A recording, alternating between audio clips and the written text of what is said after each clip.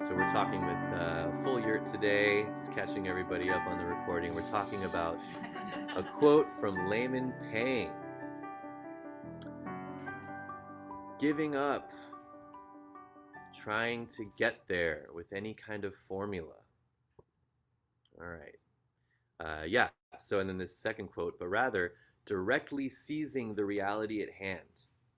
Right? So I recommend giving up trying to do this meditation thing, but rather seizing the reality at hand. And how do we do that? If it's not lectures, if it's not meditation, what is that?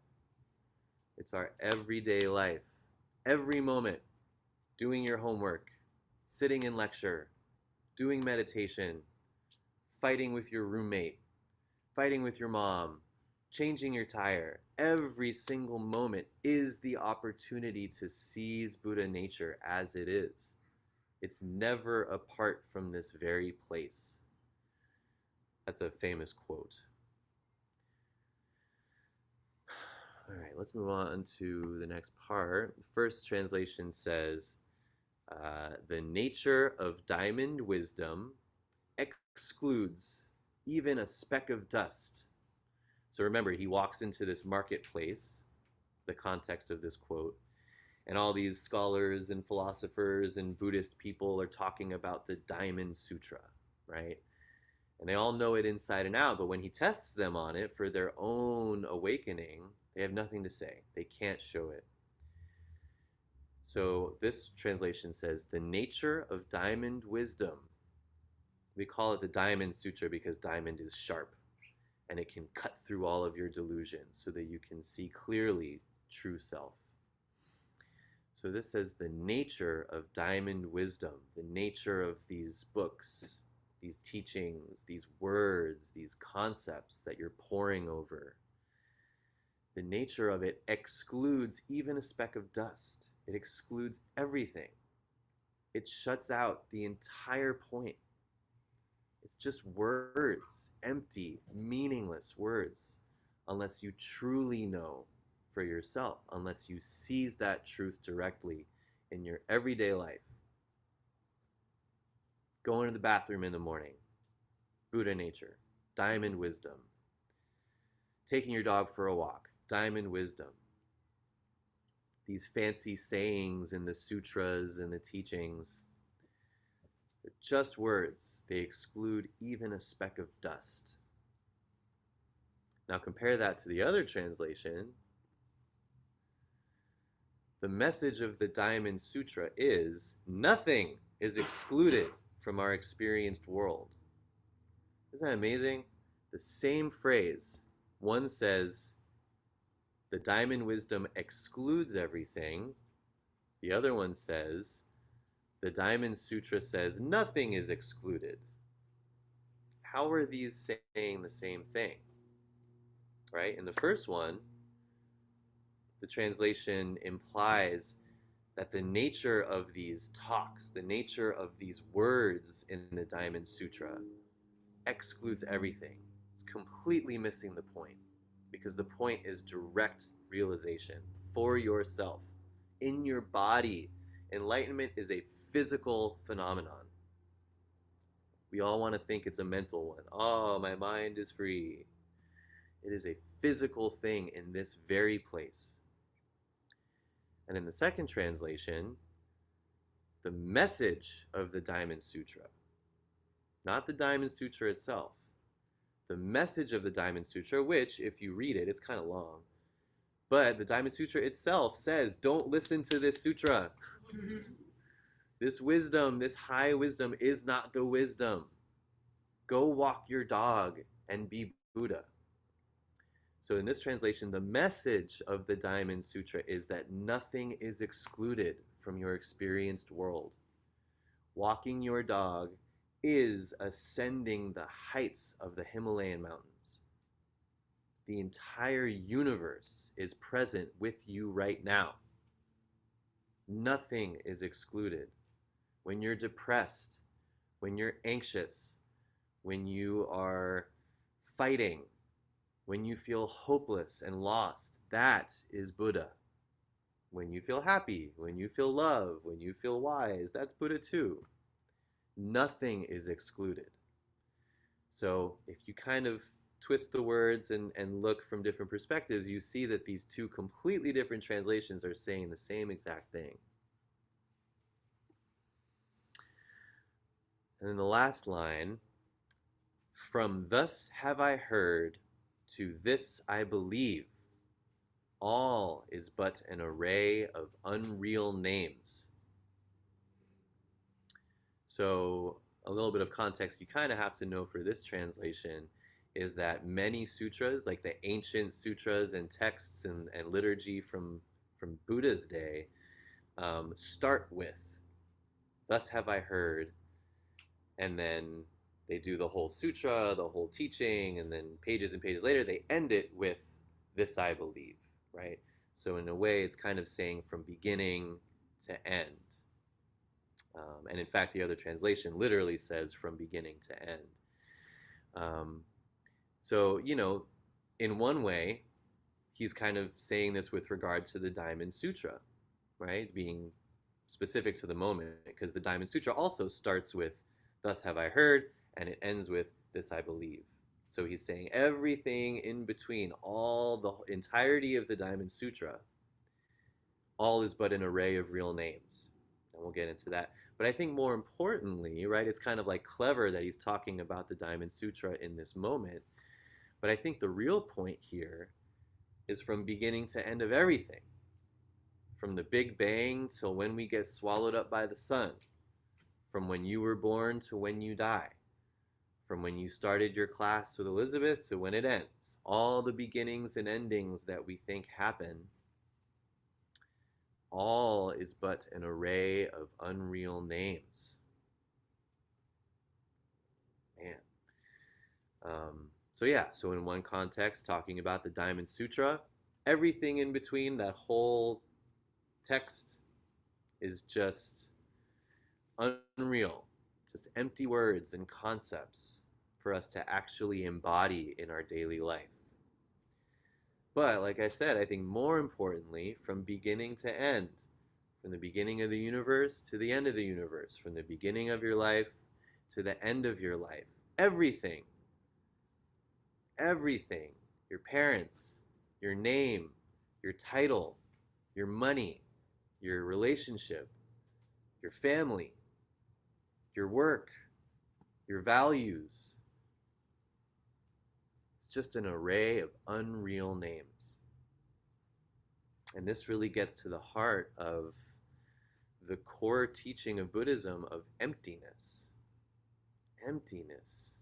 Complete vastness. No separation.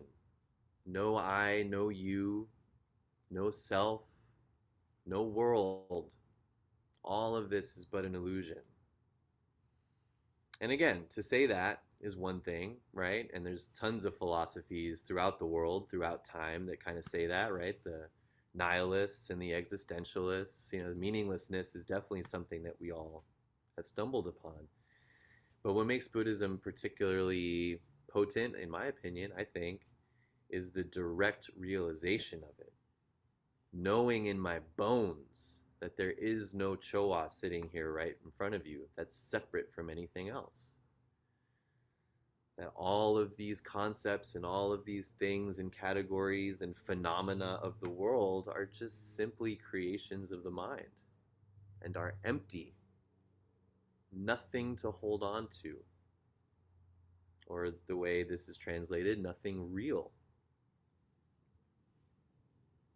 And for us, the only way to really see that is with lots and lots and lots of meditation.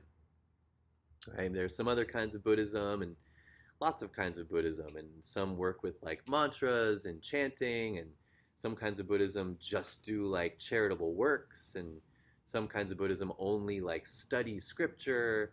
But for us in Zen, it's all about meditation. Heavy, hard, long, as you guys experienced, painful, long, boring, difficult, trying, challenging meditation. We're going to be starting a week-long retreat starting this coming week. And that's like 8, 9 hours a day of sitting in silence, in physical pain, allowing emotional pain to come up.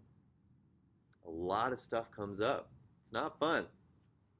A lot of people associate, if there's one thing that I want you all to walk away with this experience, it's maybe like a slight shift in viewing Buddhism as like, oh, happy, happy, holy, holy, get rid of your stress and feel good and be peaceful. And the Zen way is to invite all of the chaos and invite all of the pain, because that's the only way to penetrate it, the only way to loosen it up and see it for the emptiness that it is to really sit hard with it.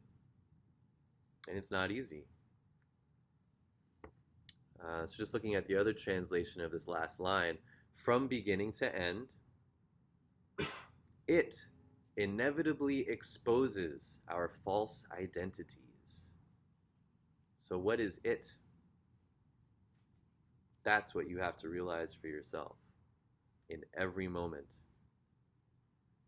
And inevitably, if we practice, if we exhaust our inquiry, if we penetrate our spiritual path to its core, inevitably, you will see, no matter who you are, no matter how many texts you've read, no matter how much Buddhism you know, no matter how well you sit, inevitably, doesn't matter who you are, what you are, where you come from, doesn't matter. If you do it, you will expose that all of this is just a false identity. Everything I think I am, everything I think Buddhism is, everything I think the world is, everything I think should be, it's false. It's unreal. It's empty. Based on impermanent conditions. So it's always good to end, in my opinion, it's always good to end every Buddhist teaching sharing by saying that its complete opposite is also true. That's kind of just the vibe of Buddhist practice. So when it says cease going from lecture to lecture, cease trying to do it with meditation, that doesn't mean don't go to lectures. That doesn't mean don't do meditations. It just simply means being mindful of how I'm attaching to that. How am I trying to create a formula so that it works? Because that's not how it works. And then most importantly, this practice, and Layman Pang, if you look at his quotes, he really emphasizes this emptiness, this unrealness, this ungraspability of things. Everything is just an array of unreal names. Everything is just, false identities. That doesn't mean that we don't engage in our world. That doesn't mean that unsheltered folks are not suffering, that their suffering is not real. That doesn't mean that the suffering that I feel, even when I burn the pizza, doesn't mean that that suffering isn't real. Real, not real. Our practice is to go beyond that dualism. And how do we do that? By directly seizing every moment. So when we see someone suffering on the street and they're hungry, we give them a sandwich. That's directly seizing the moment. Or if we're unable to do that, seizing the moment is remembering that it's not real. Real, unreal, constantly playing and dancing with each other in every moment, both completely present in every moment.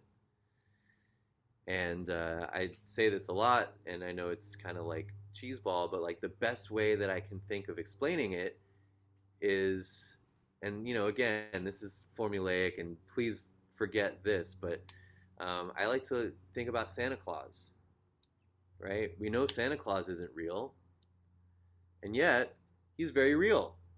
We can point to him. We know what he looks like. We talk about him. He shows up on storefronts. We could all draw him. And I think in that way, if we can kind of, I don't know, that's, again, metaphors are very hard. But if we can live our life that way, I am not real. Bobby as a separate person is not a real thing. And if I can really hammer that clearly in my meditation practice, I can function in the world knowing that I am a real thing. I got brown hair, I'm white, I'm 37, I'm a thing, and I can do things and I can affect things in the world. And so, yeah, I think Santa Claus is kind of a nice example of something that is very much not real and very much real at the same time. Only to say that it is in this emptiness that we don't say, well, everything's empty, everything's always changing, so nothing matters. Buddhism's more like everything's empty, nothing is graspable, and therefore I can feel it in every moment. So I hope that inspires you to fill your days with seizing each moment directly. Thank you all so much for coming out. And